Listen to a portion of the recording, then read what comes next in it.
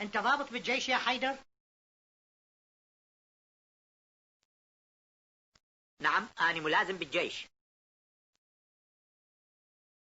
شنو صنفك؟ أنا في صنف المخابرة. إيش قد صار لك بالجيش؟ مو هواية، ما تشوف أنا بس ضابط صغير.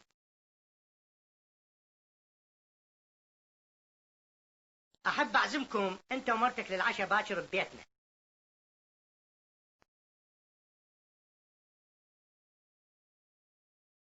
ممنونة هواية، وندوة همينة راح تكون ممنونة.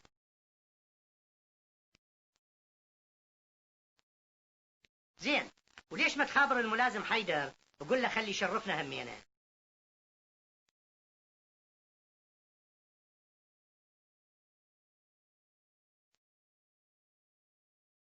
طيب، راح أخابره هسه، بس شو وقت؟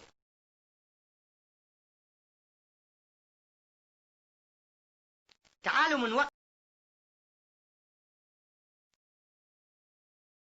شكرا، سلم لي على برندا وقل لها أنا مشتاق.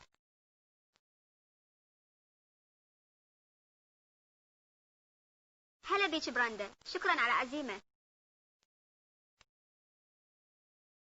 هلا بيكم، أنا فرحانة هواية أنا أقدر أعزمكم. ليش شنو؟ راح تطبخين كباب؟ نعم، مثل ما علمتيني، وراح أحط بيه سماق. بس تذكري لا تحطين سماق هواية. لا لا، مثلك، مثل ما أنت علمتيني. زين، نشوفكم باكر. سلمي لي على تام. مع السلامة.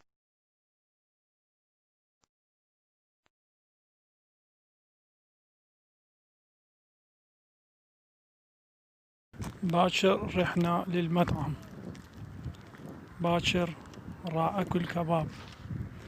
البارحة كنت ويا سمير بالمدرسة، تعلمت الطبخ العربي منك البارحة.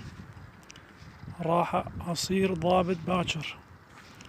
باكر نأكل ببيتنا. يعجبني أروح للمطعم باكر.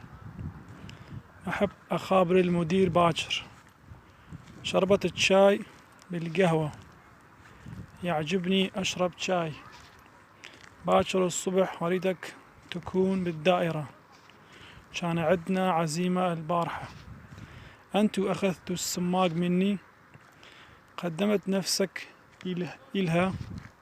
ليلى أخذت بريندا وياها للمطعم.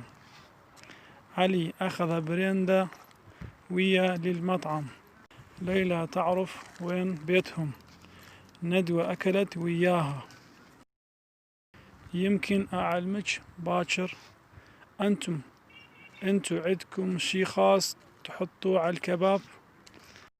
علي يسلم عليكم. هم هسه دا يأكلون. انتو تحبون شربت لو شاي؟ انتو تحبون شربت لو شاي؟ سمير وليلى دا يشربون شاي.